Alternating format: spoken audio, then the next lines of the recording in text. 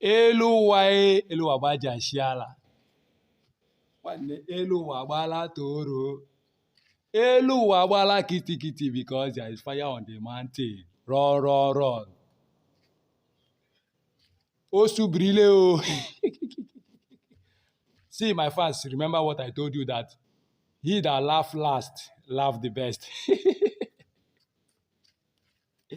He that laugh last, laugh the best. Oh, I used to tell you people about this, but you don't understand. Trump have stepped into Biafra matter now.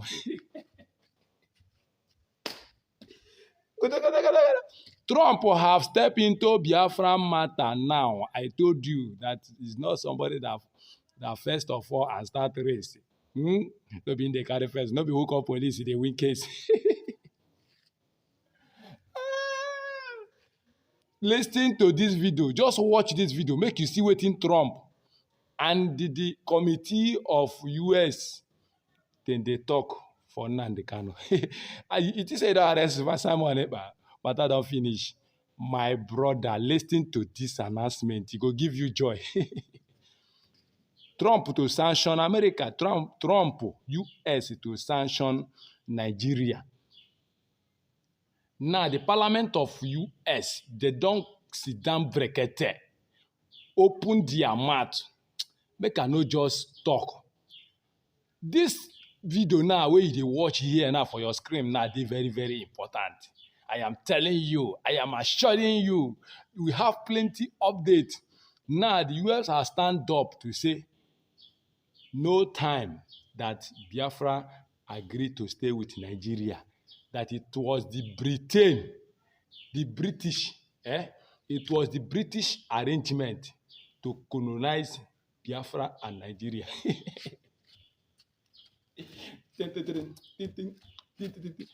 My people, Biafra is here.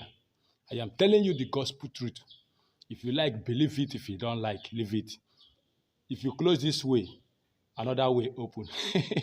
You that say you will not stay alive and see Biafra, you will die for Biafra to come, I am telling you. If you don't know what you are doing, you will just die and Biafra will come.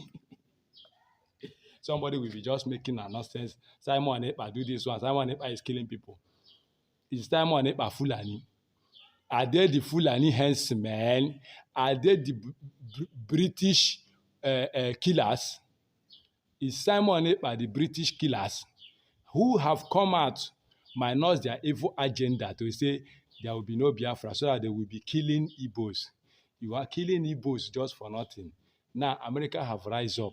One, they just watch Kodenyo because I don't want to waste your time. Let me not waste your time. There is another update that is inside this building now.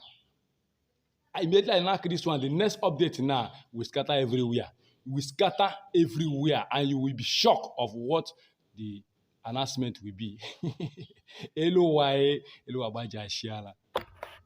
Father, could you tell us what is being filed today and read the letter, the cover letter of this petition? Thank you very much. Of course, my name is Reverend Father Dr. Augustine Odimegwa.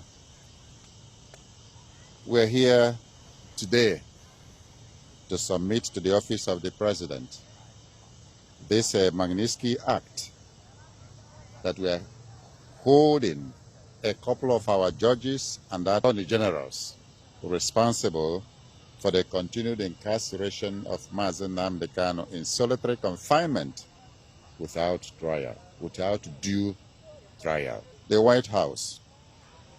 3. American Veterans of Igbo Descent, AVID, Rising Sun Charities Organization, and Ambassadors for Self-Determination, submission against Nigerian jurists and the former Attorney General for sanctions under the Global Magnitsky Human Rights Accountability Act, 22 USC.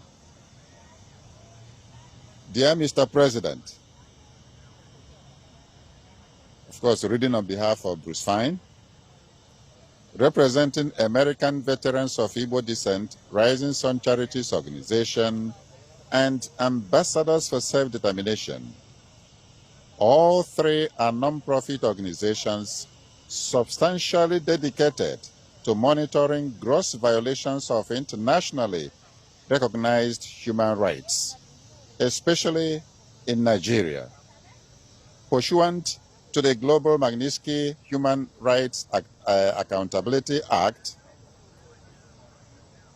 22 U.S.C. and EO 13818, the three nonprofit organizations urge Magnitsky sanctions against a quintet of Nigerian judges implicated in the persecution of Biafran leader Mazi Nnamdi Kanu for exercising his rights to free speech and association and a fair trial. The names include Justice Binta Murtala Nyako, Justice Harma Simon Samani, Justice Harma Akawa Barka, and Justice Mohammed Lawal Garba, and former Chief Justice of Nigeria Olukayode Ariwola. They also seek Magnitsky sanctions against former Attorney General Malam Abubakar Malami. The violations include ongoing arbitrary detention as determined by the United Nations Working Group on Arbitrary Detention, denial of the right to fair trial, judicial endorsement of Mr. Kanu's kidnapping, torture and extraordinary rendition from Kenya to Nigeria. Nigeria's protracted persecution of Mazi Nnamdi Kanu for peaceful advocacy of a self-determination referendum in Biafra commenced as early as 2015. In September 2017, Nigeria's military attempted to assassinate Mazi Nnamdi Kanu in his hometown. Many were murdered, but he managed to escape by a miracle. In June 2021, Mr. Kanu was kidnapped and tortured by Nigerian authorities in Nairobi, Kenya, followed by extraordinary rendition to Abuja, Nigeria. He has been detained in solitary confinement without trial and without proper access to lawyers ever since. The United Nations Working Group on Arbitrary Detention found on July 20, 2022, that Mazi Nnamdi Kanu's detention violated 16 international human rights covenants. It ordered his immediate and unconditional release and the reparations paid. Nigeria has flouted the working group decision for more than 3 years now. On October 26, 2022, the Federal High Court Umuahia declared Mr. Kanu extraordinary rendition unlawful and unconstitutional and awarded damages to him. On December 15, 2023, the Supreme Court of Nigeria, while acknowledging the Nigerian government's extraordinary rendition of Mazi Nnamdi Kanu as criminal, nevertheless decreed that the fruits of its crime, his detention and persecution, were legal. Bruce, could you tell us about the severity of the violations of justice? I mean, just how gross of an injustice is this, and where did they go off the rails in regards to how they treat Mazi Nnamdi Kanu? Well, a few pages of history often speaks volumes of logic here. The persecution really began even before the more recent kidnapping and torture in 2021. As far back as September in 2017, there's attempted assassination through the military to kill Nnamdi and his family and friends. Nnamdi escaped by a miracle. His friends, many of them were killed. And all of this is in violation of the international human right to seek self-determination. Indeed, that right was announced almost 250 years ago in our American Declaration of Independence. The right to government by the consent of the governed. A right that every group enjoys around the world. It wasn't limited to the United States. And the fact is that The Biafrans never joined Nigeria. They were forced at the point of machine guns by the British in 1914 to amalgamate with other portions of Nigeria. But there wasn't any vote, and so there's no need to secede from an organization you never joined. And Nnamdi Kanu has been persecuted mercilessly by the Nigerian government for seeking to defend this right. Now, if we want to compare the persecution with others, Nelson Mandela is a nice benchmark. If you read his memoirs, on Robben Island when he was detained, he lived in a paradise compared to Mazi Nnamdi Kanu. He wasn't in solitary confinement. He actually taught and learned from universities with other inmates there. They had games. There wasn't anything like solitary confinement. He had access to lawyers. Mazi Nnamdi Kanu does not. He doesn't even have access to me. I've been 6 times. They say, no, Mr. Fine, you can't visit with him. Even the persons who visit with him, they can't take in any pencils, no papers. Everything is recorded. Everything is videoed. There's no privacy whatsoever. So again, if we want to take a comparison with Nelson Mandela, who ended up being not only a Nobel Peace Prize winner, but an international hero, he suffered far more grotesquely. And it's continuing to this very day after 4 years.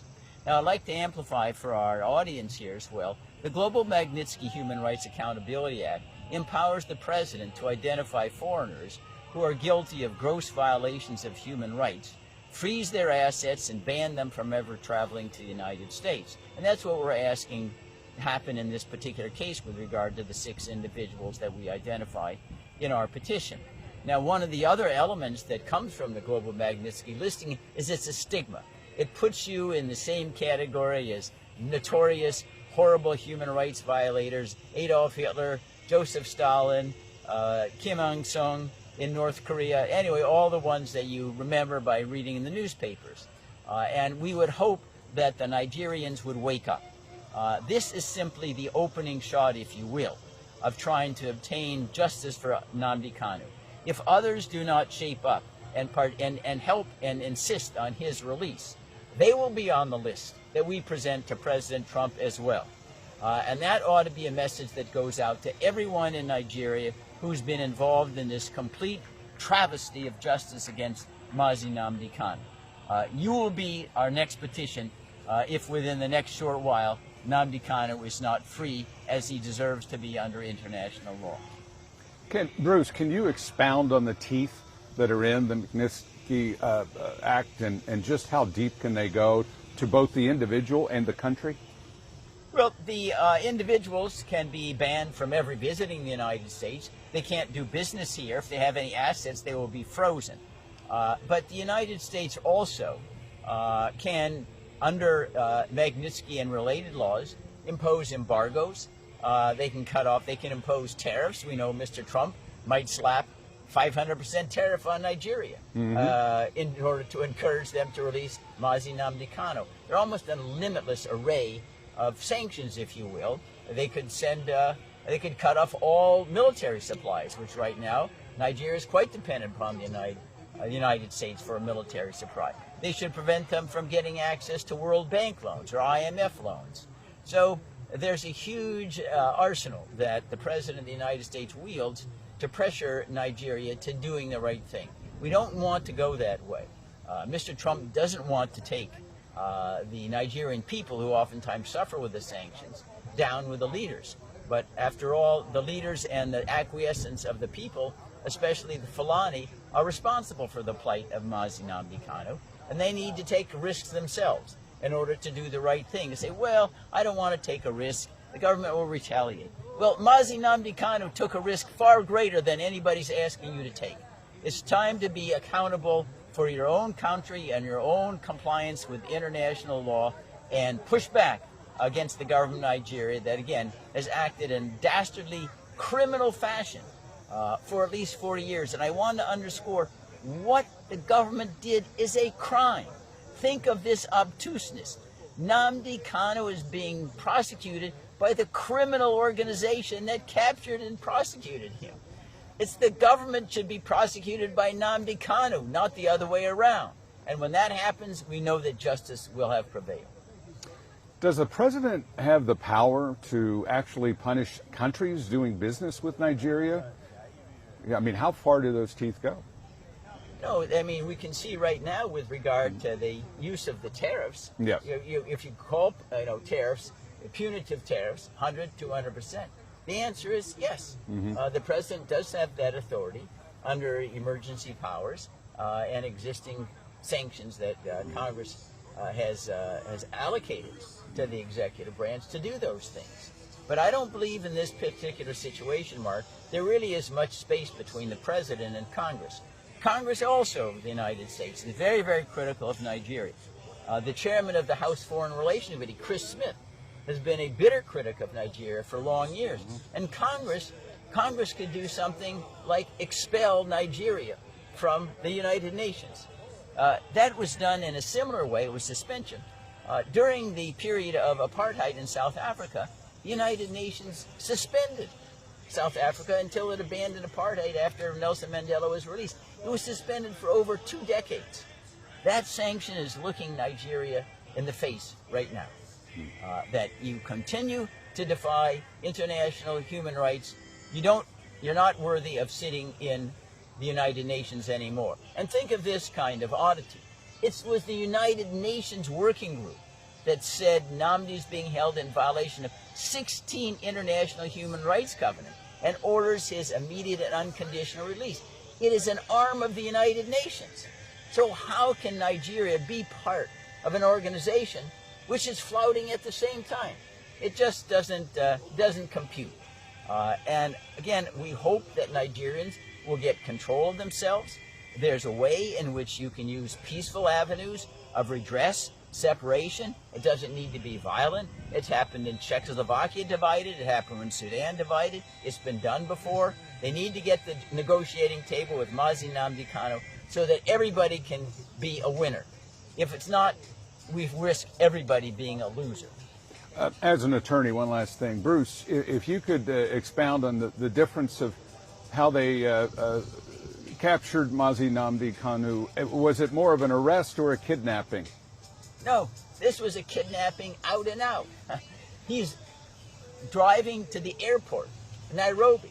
They kidnap him, take him to secret premises, torture him for 8 days, then stick him in a private plane to go back to Abuja. That is kidnapping by any other name. Moreover, the Nigerian courts themselves have acknowledged the kidnapping but said, well, it doesn't really matter. You can prosecute the fruits of your kidnapping, which runs contrary to all law.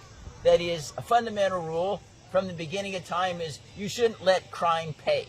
Well, what's happened here is the Nigerian courts has told the government, you can make crime pay. You can engage in crime to capture somebody and then keep them and prosecute them and put them in prison. That really turns justice upside down. Yeah.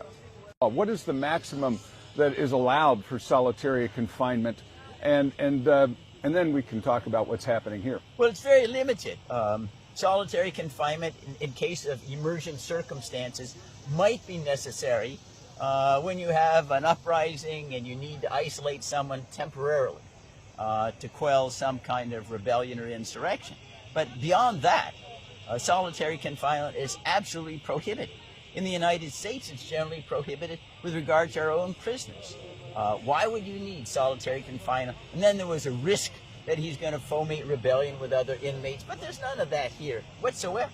And moreover, there was never 1 second where Nnamdi Kanu was outside of solitary confinement. That is, there was never any evidence that putting him in inmates that were in regular operation of a prison system would create any problem whatsoever. They stuck him in there for a simple reason. They wanted to make sure his influence, his valor did not rub off on anybody else. That's all it was. And it's clearly another reason why he's being detained in violation of international human rights covenants. And again, I want to go back to Nelson Mandela because he's kind of the benchmark for what was supposed to be a horrible, horrible treatment. He lived in paradise compared to Nnamdi Kanu. He was not in solitary confinement. He took courses online, he taught courses online and with other inmates, and engaged in sporting activities. All of that being denied to Nnamdi. Is it true that solitary confinement, if used, is limited to a certain period of time, and what is that time? Well, the time is where it's necessary. If you have some kind of uprising, you'd say we need to put people in solitary confinement because they've been engaged in, say, internecine warfare. They're killing each other. They're hurting each other. Yeah. So it's like if you have two kids, brothers, sisters, they're fighting each other. Okay, you Yeah. stick them in their separate rooms for a certain period. They cool off. I and heard back 15 down. days was the maximum. Yeah. That was Well, allowed by I don't know whether there's humanitarian arbitrary. standards. 15 days could be too long, depending upon Yeah. the circumstances, where somebody is in need of emergent care. Yeah. No, 15 Yeah. days could be too long. It's about all the Okay. circumstances, but 15 days is a benchmark. Yes. All right.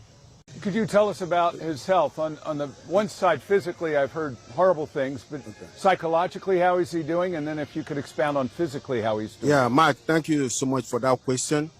I just came back from Abuja.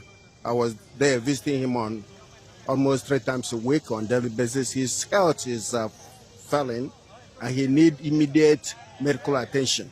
But I want to say this to my brothers and sisters over there. Nnamdi Kanu is not your problem. If anything, he's the solution. So the people that think that they are benefiting from keeping him and try to kill him, basically that's what it is, just like Father just said and Bruce said. You can't keep somebody for that long. It's just God that is holding on to his health. They need to give him the best medical attention, fly him out to maybe United States Yes. to be checked out and make sure that he's alive.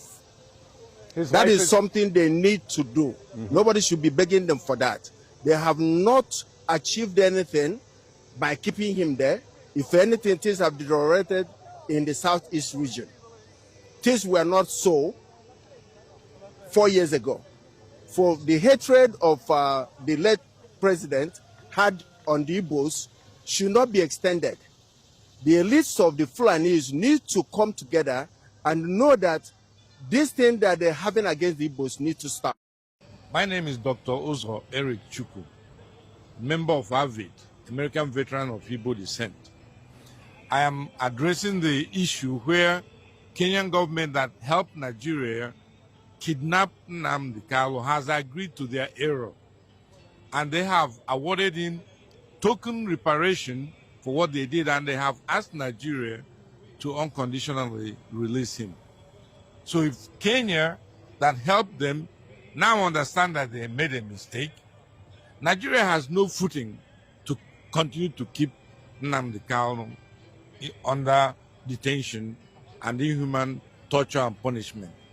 This document contains the details of all the atrocities committed by these judges.